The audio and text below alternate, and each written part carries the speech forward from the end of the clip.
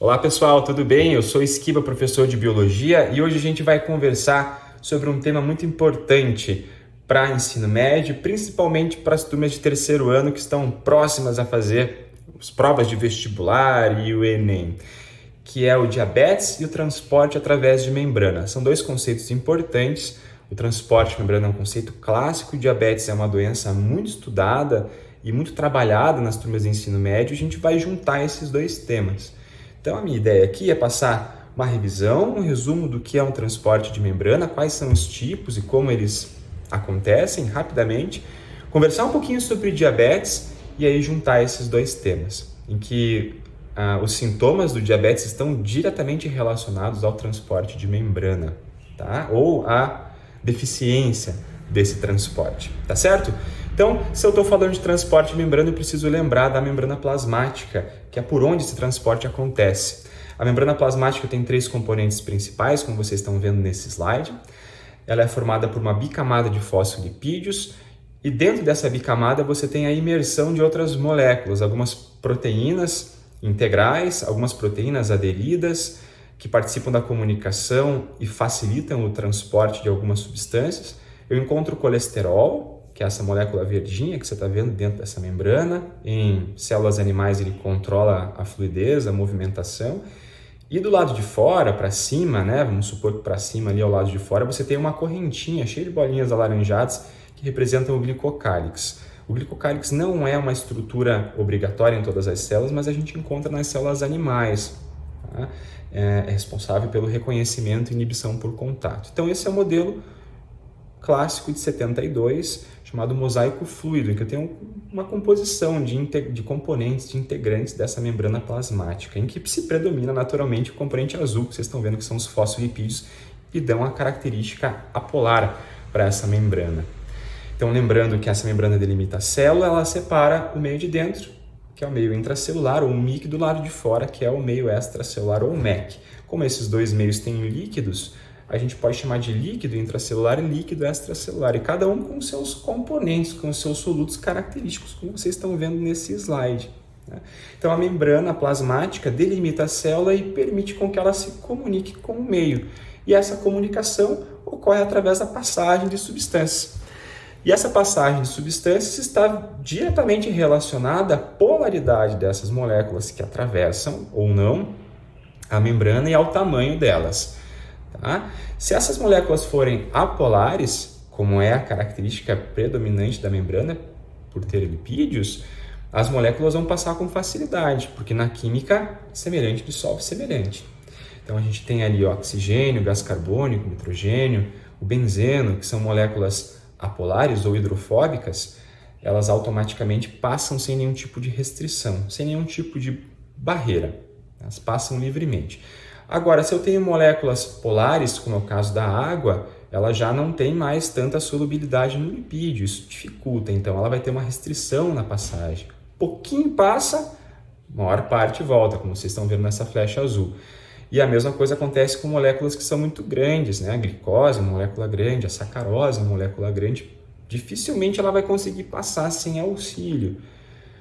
E é verdade, né? A mesma coisa acontece com os íons, porque eles são carregados eletricamente. E isso também dificulta a passagem. Então, toda a passagem de íons, você pode ver, ó, todos são barrados, né? Flechinha em vermelho. Para eles entrarem, eles precisam de um canal. E aí a gente chama de canal iônico. Então, os íons passam por proteínas, por canais, tanto para entrar quanto para sair da célula. Tá certo?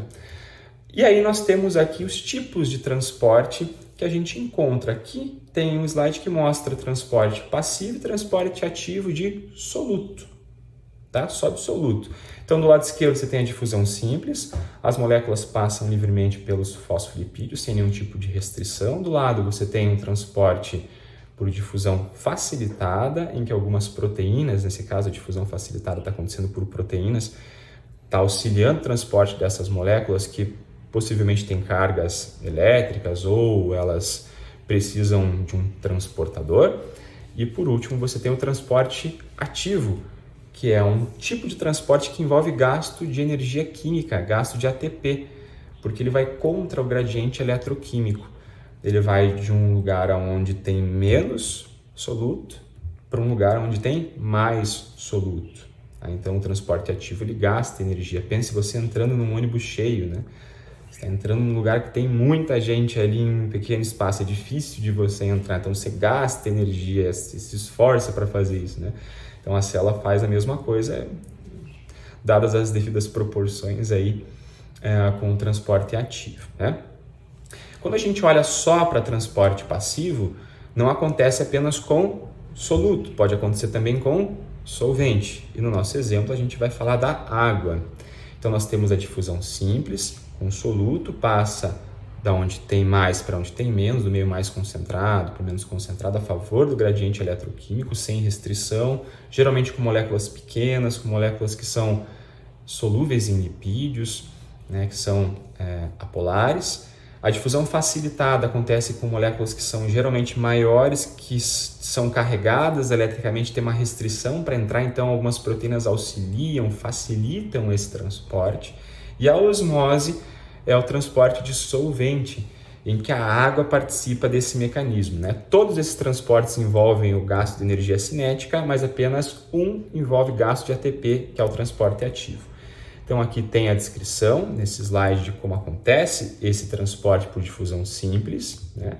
Aqui tem um gifzinho mostrando como acontece isso sem restrição. Então as moléculas passam da onde tem maior concentração para onde tem a menor concentração, né? Essas bolinhas azuis aí que vocês estão vendo, estão atravessando, é um gás, né?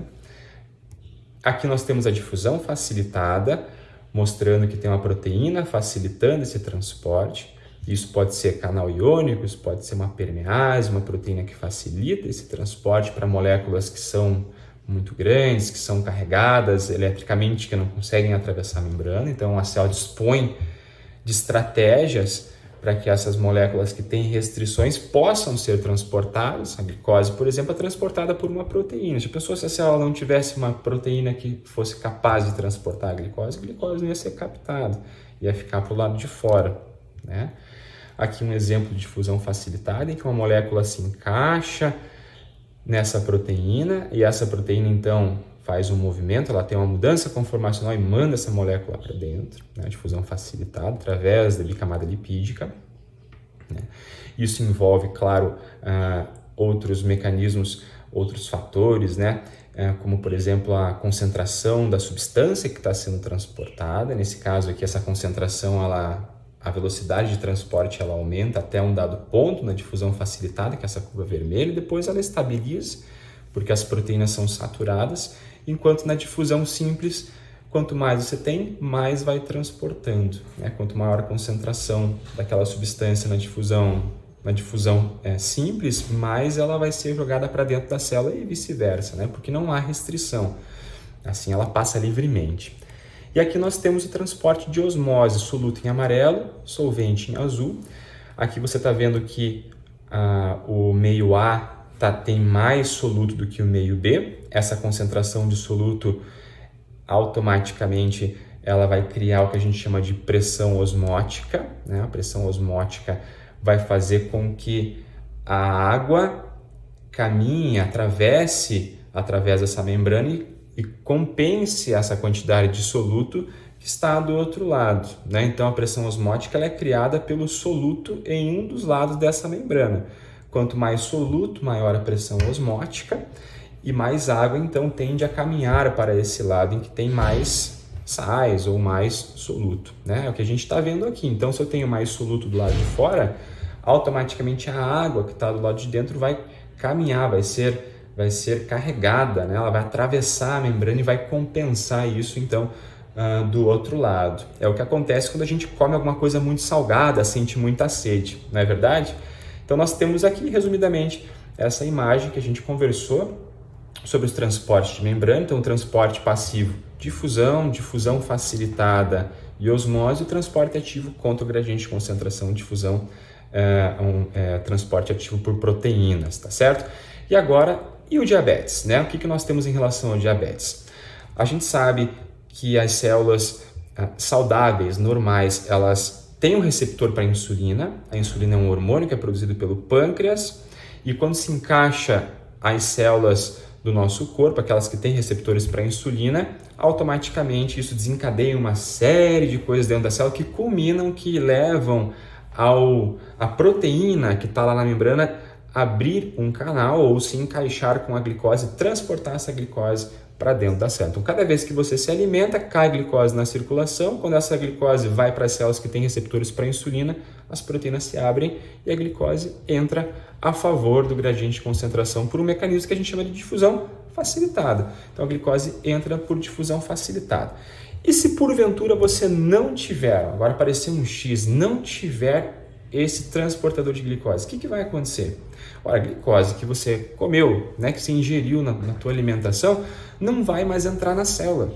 E se ela não entra na célula, ela vai ficar para o lado de fora. E aí vem as consequências da famosa doença diabetes mellitus. Né? Diabetes mellitus pode ser do tipo 1, pode ser do tipo 2, mas tanto um quanto o outro tem sintomas muito parecidos. É dos sintomas que a gente vai comentar um pouquinho, tá? Então vamos voltar para esse slide. Vamos pensar que o diabético ele tem muita glicose na circulação porque a célula não consegue jogar para dentro, colocar para dentro essa glicose. Se tem muito soluto, automaticamente vai ter que buscar solvente para compensar essa glicose no sangue. Então o que acontece com as pessoas que são diabéticas? Elas bebem muita água para compensar esse soluto. Se aumenta o volume de água, o volume de sangue também vai aumentar, isso vai ser filtrado e automaticamente essas pessoas vão mais ao banheiro também. Então os diabéticos urinam bastante por terem muito volume sanguíneo decorrente da alta ingestão de água, né? Claro que por ter bastante glicose na circulação, a glicose é uma molécula muito importante, nosso corpo geralmente reabsorve 99,9% da glicose, dificilmente sai glicose na urina, mas os diabéticos, por terem muita glicose, isso extrapola a capacidade do rim de reabsorver essa glicose e parte dessa glicose vai para a urina. Então essas pessoas têm urina com glicose, por isso diabetes mellitus, porque a urina é melada, foi assim que foi descoberta. O sujeito fez xixi lá no chão, juntou um monte de formiga e viram que tinha glicose, né? E também, obviamente, a alta taxa de glicose no sangue, junto com o aumento do volume urinário, sem conseguir utilizar isso como combustível, porque a glicose não entra na célula, a pessoa tende a buscar outras fontes alimentares e acaba comendo mais do que o normal. Então, nós temos aí mais um sintoma, a hiperfagia. Então, nós temos todos os sintomas aqui relacionados diretamente com o transporte de membrana, mostrando essa relação íntima, muito próxima de uma doença metabólica, que é o diabetes mellitus, com um mecanismo clássico de funcionamento da célula, que é o transporte através de membrana. Espero que vocês tenham entendido, que isso tenha ajudado vocês e agora vocês vão para as atividades para fixar todo esse conteúdo. Até mais!